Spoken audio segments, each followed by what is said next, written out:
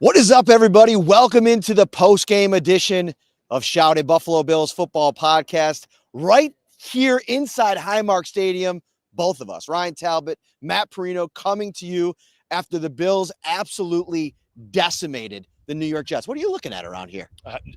What a difference of a week, Parrino. You were out here freezing 1 week ago. We have a little wind right now, but overall, beautiful weather for late December. I asked you as we were walking down here, do you want to go get your jacket? And what did you say to me? Absolutely not. This is beautiful weather.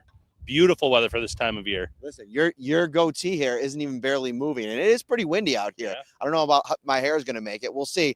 We're brought to you by Tops Friendly Markets, as always, and they got ready to serve fan favorites right now. This season, let Tops do the cooking, and you'll be the MVP. Visit shop.topsmarkets.com and elevate your food game with the great selection of custom cakes, desserts, pizzas, sandwiches, fresh fruit, cheese trays, fried chicken, and so much more. Save time and easily shop with the convenience of no fee pickup on all the game day deals. There are no service fees, no tips, just the best deals in town. Score great deals in time for kickoff at shop.topsmarkets.com. And man, I hope everybody was stocked up for this one because listen, this is one of those, I feel like this is one of those games where you don't overeat because like you're not stressing out, you're not anxious. It was 12-0 at halftime, but it didn't really feel like it was that close of a game at any point. The Jets really struggled to move the ball. Where they're really bad is in the red zone, and they were once again here this week. Aaron Rodgers just starting things off in the first half with that just absolutely horrible decision on third down. Horrible throw on the run, falls at his tight end's ankles. They go for it on fourth down, and then when they don't get it on the run, he's got his arms outreach like this to the sideline. Like, what are we doing here? Well, what are you doing here, Aaron Rodgers? But I feel like this was such a fitting end to the Aaron Rodgers experience. I know he's going to start in week 18, but as far as Bills Jets, since Aaron Rodgers came to town, it was all about the Jets kind of taking over this division. And I feel like the Bills kind of put Jets fans out of their misery in a lot of ways today. Yeah, big time. Like you said, 12-0 at the half, but the third quarter they really pulled away, and they pulled away because of this defense, Matt, and the way that they played in this game. The entire defensive line deserves some game balls in this performance. Greg Rousseau probably leading the way. He's the one that had the tackle for the turnover on downs early in the game. Gets a sack in this performance, makes a lot of plays for this defense. But across the board, this D-line shut down Aaron Rodgers today, and the D-line as a whole played great. You had Von Miller getting a sack. You had an interception by Jordan Phillips. A.J. Epinesa with the sack for a safety. You name it. Ed Oliver with the strip as well on a Garrett Wilson reception. So across the board, they played great. And, you have to wonder if the Bills in the back of their mind didn't want to be the team that led up number 500 in terms of the passing touchdowns to Aaron Rodgers because they were flying around on that field today, making plays when it mattered most. I asked a couple of guys in the locker room, does it feel like the defense is kind of flipping a switch here? And he said that Dwayne Carter and A.J. Epinesa both said, yeah, it does feel like that kind of a little bit. And then there's another piece to all of this. Like, I feel like if you look at in the back seven, Taylor Rapp, we've said this on the podcast several times. He's as important as a piece as they have. Rasul Douglas, getting him back healthy. This defense looked completely different, even earlier in the game with two bona fide number one wide receivers. I don't feel like this Jets offense was able to get anything going. And A.J. Epinesa said something really interesting when I asked him about Douglas and Rapp being back.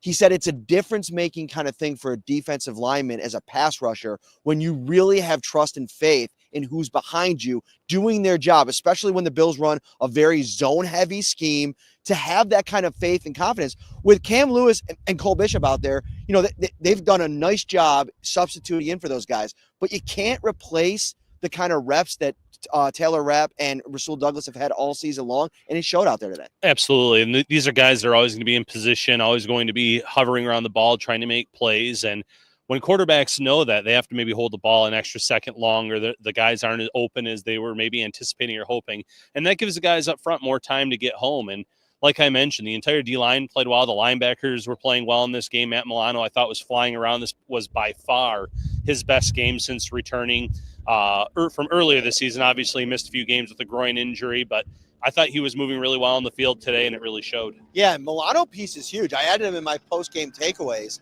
because this was a huge concern going into the end of the season here. It's like, okay, is this going to have to be a move for Sean McDermott to move back to Dorian Williams and keep Matt Milano in kind of a depth role. What I think we saw out of him today, and listen, there's a big difference between this Jets offense and the immobile Aaron Rodgers, who's basically like a sitting duck back there, compared to, a young and vibrant Bo Nix you could potentially face in the first round, or Lamar Jackson and Derrick Henry, Patrick Mahomes and company. There's a ton of really tough tests waiting for this Bills defense and Matt Milano. But to have this kind of confidence builder, and I would expect Milano to play again next week and continue to kind of knock some of that rust off. There were at least 4 plays in this game where I thought, okay, that looks like Matt Milano. First and foremost, fitting a run gap, shooting the gap, and getting a hit on the running back right away. That's kind of the stuff that we've been missing. Even the Bills have been missing, even with Dorian Williams playing at a high level. I think at times he hasn't been great against the run because of the style of play that he has. Matt Milano spent almost a decade perfecting the style of play. Hair on fire, firing through gaps, blowing up plays, playing at a fast level, but within the scheme. I think that's going to come with Dorian Williams. But if you can get Matt Milano back playing fast, knowing the defense like he does, that is a difference maker. He also put a nice hit on Aaron Rodgers, recovered a fumble. Yeah, absolutely. And when you're talking about Matt Milano out there, you want to see him primarily out there with Terrell Bernard come playoff time. But they might have to be forced into some 3 linebacker sets depending on the opponent at times. Obviously not the primary defense that you'll see, but if you can get Matt Milano out there with Dorian Williams, with Terrell Bernard, good things can happen against some of those teams that down the road in the playoffs that you may see, like a Baltimore Ravens team. I want to get into more of the defense in a little while, and we will definitely get into that defensive performance. I mean, Aaron Rodgers looked frustrated by the time Tyrod Taylor came in and saved the New York Jets, getting a couple touchdowns on the board because it was a big fat 0 for Aaron Rodgers and company. And I keep mentioning that because we talked about this all off season long, and I just want to strut around a little bit here on the field at Highmark Stadium. We predicted this thing. Yeah. I never thought that the Aaron Rodgers experience in New York was going to go well. Every step of the way, it's been an absolute abomination, and now they're going to have to blow things up to the level at which this New York Jets team is not going to look the same next year. But we could talk about that plenty in the offseason. Let's flip the script over to the offensive side of the ball. Josh Allen, the stats aren't going to blow you away. Under 200 yards passing. He ends up going for 3 touchdowns in this game, really spreading the wealth. I thought he probably could have had a 4th, but he hands the ball off unselfishly to James Cook, who we just learned Spencer Brown was advocating for. He was actually calling to Aaron Cromer on the sideline when they got it down there because they're trying to get him close to the record. I think he's one away now from tying the record. Yes. Held by O.J. Simpson. Now, O.J. Simpson did it in a 14-game season, so there's always going to be that caveat. But still, getting your name in the history books with that kind of name recognition would be a big deal for James Cook. But Josh Allen's performance across the board, I thought he took a couple of risks, but I think that also had to do with the defense that he was facing. Yeah, and the final stat line doesn't blow you away, but you go back and you think about the plays that were there, the long pass down the sideline to Keon Coleman that was called back on a very iffy holding penalty on Spencer Brown, the scramble along the sideline where he threw it downfield to Keon Coleman and Coleman wasn't able to haul it in. It was in his hands. Some drops where those are the jaw-dropping MVP type plays that you get used to watching Josh Allen. So I know those won't count in his favor unless maybe some of these MVP voters are watching the game, but Allen's ability to create at the last possible second is part of the magic to his game. Still having 3 touchdowns and, pulling away from this Jets team after 3 quarters, being up 33-0. That paints a big picture. The defense obviously played a huge role in that, but with the short fields, Josh Allen and the offense also took advantage.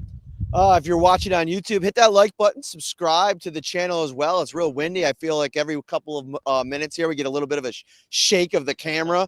Apologies about that. If you're watching across the other platforms, we appreciate you there as well. On the audio platforms, leave a 5-star review. It really helps. If you're listening on Apple or Spotify after the game, we really appreciate it. Let's get into the wide receiver performances in this game. Obviously, we've got to get into a training camp darling in a little while with Mitch Trubisky in the game at the end. They go off for a big play. But in this game, it was almost feeling like a couple of drives that kind of went poorly, and Josh Allen was kind of looking for a receiver to make a big play, and it ends up being Amari Cooper who really opens up the dam for this Bills offense. And it was just an unbelievable, sensational play from Josh Allen, throwing off of his back foot right here, back right corner of the end zone. Amari Cooper had to jump, contort his body, make the catch, and then land on his back in the back of the end zone. He holds onto the ball. He goes in the blue medical tent for a few minutes, gets checked out, evaluated for a head injury. He's able to return to the game. But to me, that's where you're going to really start to see things ramp up in this offense is Amari Cooper's ability to win one-on-one, man-on-man coverage. Now, I think it was against Eccles, the cornerback from the New York Jets. Yeah, not the best player in the world, but still, that's what Amari Cooper gives you. Yeah, and Josh Allen said something interesting after the game today. He talked about how for a few weeks he was trying to throw the perfect pass to Amari Cooper, lead him, so that way he could kind of run with the ball in the end zone or out of the end zone. He said, at some point, you just have to say, I'm going to throw it up and give my receiver a shot in those 50-50 jump ball situations. And that's exactly what he did today. And not only did Amari Cooper come up with that big 30-yard touchdown in the corner of the end zone, you had Keon Coleman with a spectacular grab in the back of the end zone as well on essentially what was a jump ball. So Allen, knowing that he can trust his weapons, put the ball in a spot where they're going to go fight for it and possibly come down with it, as we saw today, is going to benefit the Bills come playoff time. 40, I think it was the Bills, almost ran for 100 yards, a little over 100 yards for the New York Jets in this game. The other wide receiver that made a big splash was Keon Coleman. And let's get into his game a little bit today, because there's a little bit of downs early in the game and then obviously some high highs. And by the way, go look on my social media account right now over at X. I posted the Getty image of Keon Coleman's touchdown catch. How far he gets up off of the ground, skying over the defenders. Ty Johnson was jumping right behind him, and Coleman just looked like he was about to dunk on everybody in the picture. Now, don't bring up basketball to Keon Coleman. He does not like talking about that. This is football. But still, early in the game, there were some drop issues. There were a couple of different – he went one-on-one with Sauce Gardner. Good defense from Sauce Gardner on the play. I thought that Keon Coleman maybe could have made a play on the ball. He couldn't. He didn't. Later in the game, there's the drop right down here where Josh Allen bought time, put it up for a receiver, chance to make a play. He doesn't. I thought he could have just dove for the ball instead of contorting his body. He said after the game, he's got to make that play. But he comes back, and Josh Allen has that faith in him to go back to him time after time. And eventually, over the course of the game, finally finds a way to put his fingerprint on this one. Yeah, he made a lot of really good plays in this game, as you mentioned, the touchdown, the big play down the sideline that was called back where he won that one-on-one matchup, and then he was tough to bring down. We've seen that a few times where he catches the ball, and then as the defenders try to tackle him, it's just very tough, and he gets those additional yards after the catch. So there was some good, there was some bad as well. The drop that you mentioned on the play where Allen created, there was the play where Allen threw it to Coleman along the sidelines. I believe that was a fourth down play. And he slipped coming out of his break, so it just fell incomplete there. Maybe it was third down. They had a punt after it. But whatever the case may be, highs and lows for your rookie. But there's been a lot more highs, I feel like, this season for Keon Coleman than maybe some of us were expecting to come out here. I know he's missed some time with an injury. But more times than not, when Allen has dialed it up to Keon Coleman, good things have happened. Let's flip back over to the defensive side of the ball now. And we mentioned the defensive line really having one of its best performances of the season. I think they finished, was it 5 sacks on the game? 4 sacks? Might have been 4, because there's one where I thought Epinesa came in again, and that was just on a botched snap to Tyrod Taylor, and they called that just a play at the line, so there's no gain, so it wasn't a sack. So you had Vaughn with a sack, you had Epinesa with a sack, Rousseau with one as well, and then there may have been the fourth. Who's Rousseau and Jones combined for one, Oliver, Epinesa, and I believe it was Von Miller. Okay, Von Miller got through one. Yep, You mentioned that. So across the board, I thought the defense, I feel like my computer's going to fly away here, by the way. It is getting, the wind is getting all ratcheted up here. You know, I think that there's a lot to like about this performance. I thought Von Miller as a rusher last week, and Epinesa alluded to this in the postgame locker room, he's winning on a lot of his rushes. Greg Rousseau is winning on a lot of their rushes. It's just about finishing once you get there. And that, to me, is the big piece that they could take out of today. Was this a weak offensive line that's been ravaged by injuries? Of course. Is this an immobile quarterback that they're rushing? Of course. But you got to start somewhere, and you got to start to build some of this momentum heading into the playoffs. I think this is huge with Drake May up next. I think you can build upon this. You're going to probably see a lot of Javon Solomon in that game. And then as you turn the page of the playoffs, it's looking right now like it's probably going to be Bo Nix. Worst case scenario, maybe Joe Burrow, but that offensive line has its own issues protecting Joe Burrow out there in Cincinnati. Yeah, it's going to be interesting to see how it all pans out. But the big difference is when you have a quarterback that holds on to the ball a little bit longer, which Rodgers did today, the Bills were able to get home. There's been a lot of times where the Bills have been winning their rushes, but the quarterbacks just get rid of the ball so quickly. And that goes back to a prior discussion, Matt, where the Bills were really beat up on the back end of their defense. I think. Yeah, there it goes.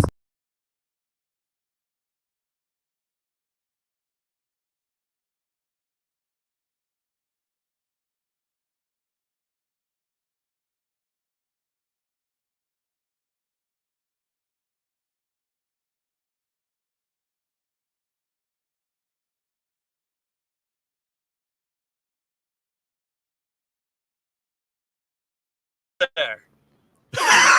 Still there. Oh, whew, we're still there. We didn't go anywhere. We just lost the computer for a minute. That was honestly one of the highlights of the podcast. And look at Talbot coming in so strong. I'm going to put it down here. Yeah. This guy, Nick's like, there's no way this just happened. It did happen, Nick. It definitely happened. I'm going to put this on here. I think this might be better. What do you think? I'm afraid it's going to slide right off. It is probably going to slide right off. Gonna, you got to center yourself here. Look at this. The wind, it wasn't the phone, it was the computer. Yeah. It was a whole laptop. Listen, this was not just a phone. Ralph Wilson Sr. says Matt didn't play the wind very well.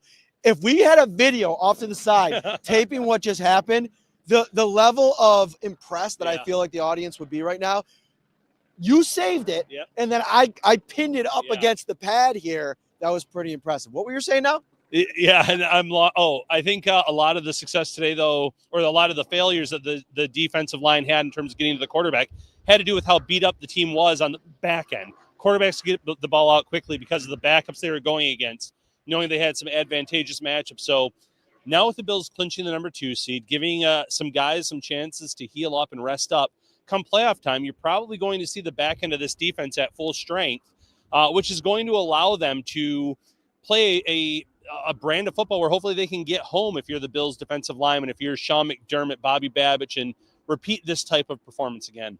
To me, what I think really needs to happen, and it's why I led, I could just hold it right here. Why not? You know, I led my observations with AJ Epinesa, and the big reason that I did is because he, to me, is the key. Like, I think we've seen enough consistency from Miller and Rousseau as rushers, like I was talking about, that I think you could count on that for the most part. Epinesa's got to really be that force in the run game, somebody that can provide a splash play from time to time. And today he did in a big way. I mean, you come out and at that point in the game, it's 7-0. You're looking for somebody on one side of the ball or maybe on special teams to make an impact in the game. And then, there he is, AJ Epinesa, beating his block. They called a great call on that play, really flooded the offensive line with a bunch of bodies. AJ Epinesa wins one-on-one, sacks Aaron Rodgers. And I know it only becomes 9-0, but at that point, it almost felt like that was going to be an insurmountable lead for this Jets offense. Yeah, the way that they were playing today, they just looked defeated from the start. The O-line, as you mentioned, very beat up. Some yards to be had early on, but after you get that first turnover on downs and you start creating the turnovers, the interceptions, where Jordan Phillips comes down with the ball when they're, again, deep in Bills territory, that's where you probably start feeling like this just isn't our day. A lot of shout-out to the people in the comments. My Aunt Debbie watching, RJ saying both of our hair looks flawless. Thank you very much. Not one out of place. Shout out as well to one of our insiders, Phil, and his niece Layla for making their first game here today for Layla. And what was supposed to be a lot of rain, Matt, but the rain held off. Dude, that was huge, by the way. Yeah. Like, and actually, Sean McDermott got aggressive after they won the coin toss, took the ball, I think because of the weather forecast. Yeah. Like, thinking that it was going to get a little bit messy in the second half. It obviously was beautiful in the second half. They didn't really have to deal with any of that in this game. If you're watching on YouTube, thank you so much. Hit that like button. Subscribe to the channel as well. I thought Greg Rousseau was an absolute beast in this game. I think Ed Oliver with the sack. He had a forced fumble on Garrett Wilson. Again, defensive line production that I think when this defense is healthy, there's so many question marks about this defense. I know it's a point of contention amongst Bills fans. Like, is this defense going to let down Josh Allen and this historic Bills offense? We got to get into that again. The Bills go over the 501 points they scored in 2020 to become the highest scoring Bills offense in history the year after moving on from Stephon Diggs. It's like this offense continues to just fly in the face of all of the offseason narratives that were trying to be written about it. We'll get back to that in a second. But defensively, what do the Bills do when DeMar Hamlin's ready to go? Because you got Taylor Rapp back today. Obviously, that's a huge piece. Cole Bishop, to me, he's like 75% to 25%, starting to look like a really good player in 75% of the snaps. And then there's those 25% where you see the rookie moments. Right. But is the 75% enough to make you interested in, all right, what is this going to look like against a Baltimore Ravens team where I just think that Cole Bishop possibly might be even better than against the run than a Damar Hamlin? What are your thoughts on that? The athleticism pops, the run defense is there. And, what might benefit Cole Bishop is he's one of those guys that I think will be starting next week against New England, where a lot of the starters, a lot of the mainstays will not be in. But Bishop, this is another game for him to kind of audition to make a claim for, I should be that opposite starter along with Taylor Rapp come playoff time. And, you would hate to see that for Damar Hamlin because he's played very well this season, and to lose his job to an injury would be less than ideal for a veteran like that. Unfortunately, we've seen that happen time and time again. Bishop was a second-round pick.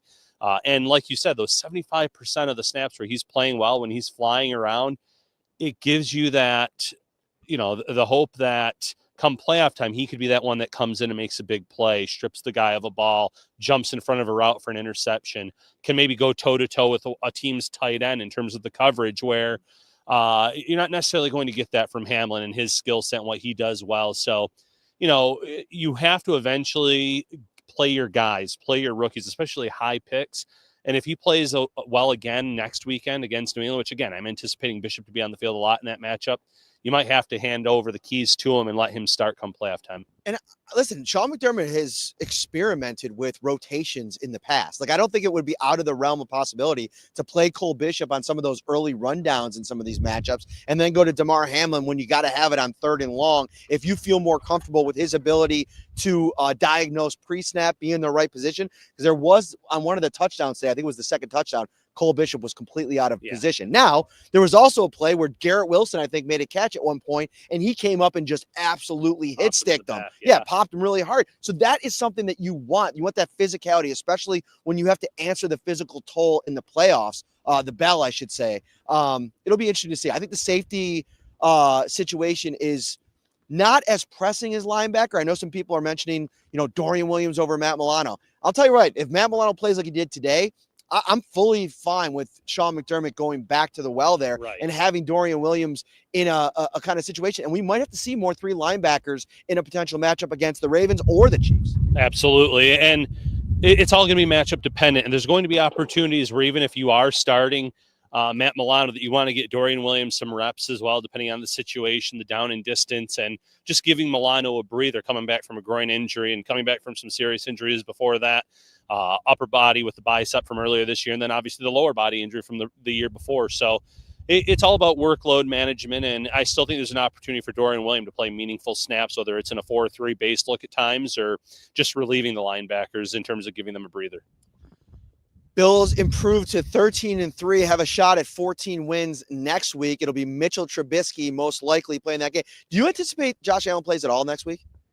I don't. Sean McDermott was kind of asked about it in terms of the starters, and Josh Allen specifically kind of just smiled and said, "We haven't made any decisions yet, but I did write some things down in my notebook if I'm being forthcoming with you guys." And I'm sure one of the first things he wrote is protect Josh Allen at all costs. And now that you've sealed the number 2 seed, there's no point in playing him. I know, trying to go out there and seal a case for the MVP would be great.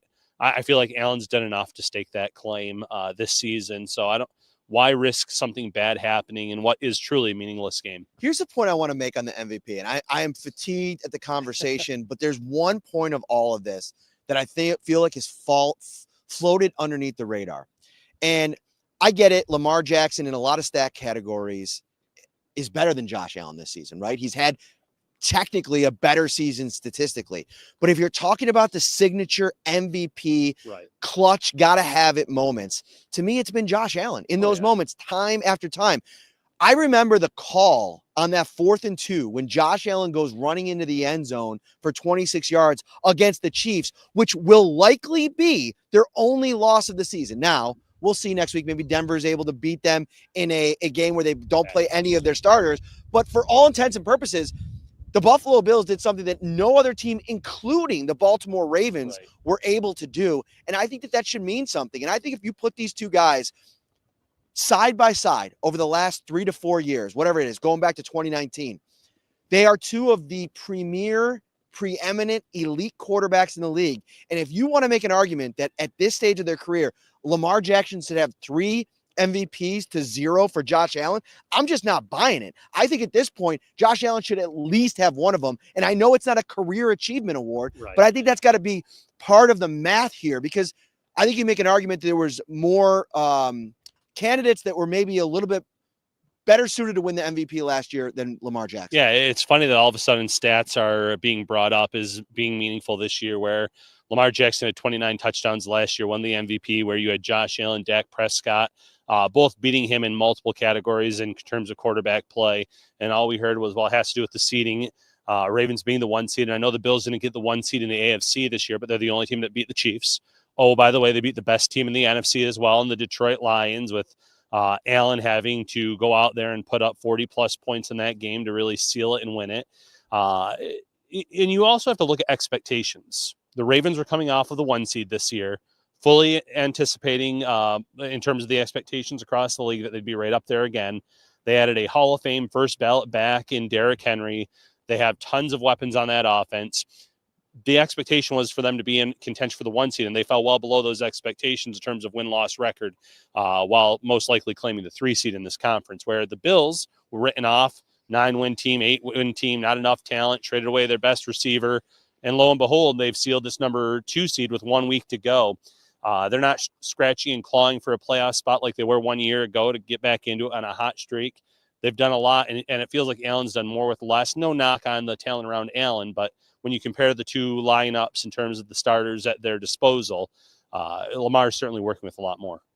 I didn't think I was going to spend any time talking about the special teams today after this game, but I do think we should. I mean, Tyler Bass hits a pretty important field goal at the time, right? Like keeping things going. And then Brandon Codrington. This has like been one of the more under the radar storylines of the season.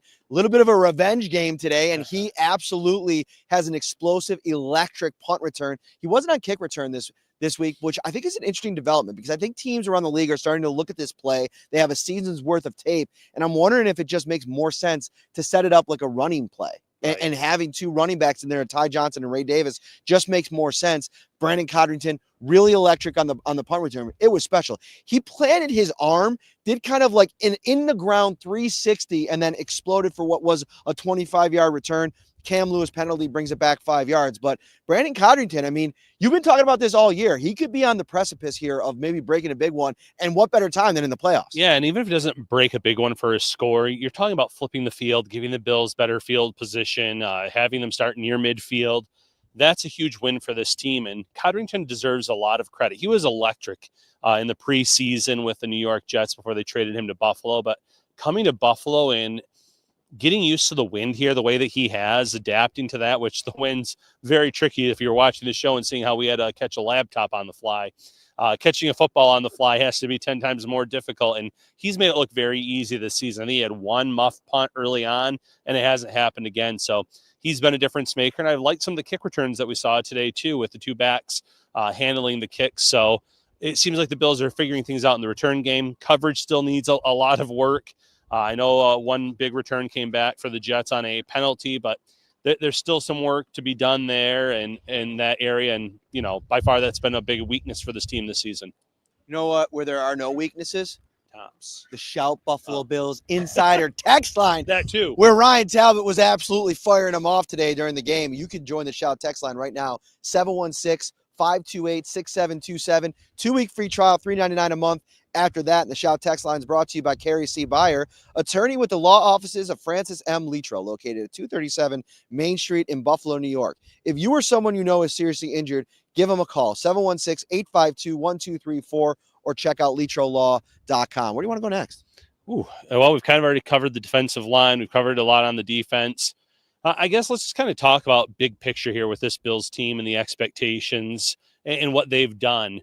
You know, who has been, in your opinion, and maybe this should have been a better question for tomorrow in our 3 questions, the unsung hero of this team this season, in your opinion? Wow, the whole team? Whole team. I really like that question. The unsung hero. You know who I'm going to say, and I know it's probably not the traditional definition of unsung, because everybody knows who he is. Everybody knows how good he is, like within the fan base. Christian Benford. To me, he flies under the radar. He doesn't say much. Even with a gaggle of reporters over at his locker room today, you could just see just the humility and, just not wanting the attention. He has an interception today, and the 2 interceptions on the season probably aren't going to state his all-pro case. But what really does is he's one of the top cornerbacks in the NFL that in allowing the least amount of separation yards to opposing receivers. And a lot of the time, opposing quarterbacks don't even throw his way. I think having him out there on the second level, third level, really changes the complexion of things for this defense. And I think he's going to be a really important piece in the playoffs for them. Yeah, that's a great choice, great selection. He's been elite this season in terms of the coverage aspect of it.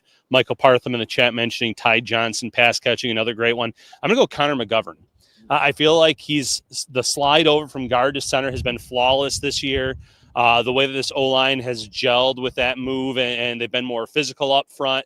The way the run game has worked, obviously, with James Cook. And protecting Josh Allen. This unit's done a great job of that all season long. So McGovern would be my pick, but Benford's an excellent selection, as well as is Johnson in the chat. I'll give an honorable mention on the offensive line to Alec Anderson, who, listen, we had a great conversation. Antoine Staley from the New York Daily News, great dude, always jumps on the podcast. We went out to Wingnuts with him last night, hanging out with insider Mark Boom Boom Bouchard, who met us out there with his wonderful wife. And we were just talking football, right? And talking about some different potential options. I was super on the Tavondre Sweat train during the draft season, right? Like getting a bona fide, prototypical one technique that could come in here and really change the dynamic of things for Ed Oliver. And I think that's going to be on the table. Joe Buscaglia from The Athletic, he mentioned that as we were talking pregame as something the Bills got to really address. And he thinks they will this offseason. We'll get into that plenty down the road. But you need some guys that are just a little bit different, a little bit nasty, right? And I thought that was something that Sweat, even though there were character concerns about him, I think a great culture that Sean McDermott has built here can withstand some of those maybe character concern guys because of what they can become within the system and within the culture that's built. Alec Anderson's a perfect example. He is a hot-headed, looking for a fight, badass, for lack of a better term, that's just always out there, just in this pile, in the scuffle, looking to start something. He pancaked Michael Clemens on the Josh Allen touchdown keeper and started a little mini brawl in there. And he brings that kind of dog to a game every single week. And I think that that's really important when you're putting together a football team, finding a couple of those kinds of players. Yeah, absolutely. Yeah, he had that play. I think he got away with maybe a punch on one play as well early in the game.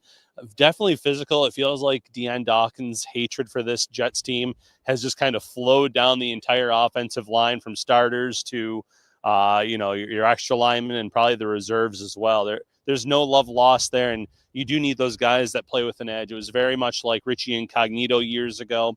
That goes a long way in terms of playing with a mean streak, playing physical. It kind of gets your other guys juiced up.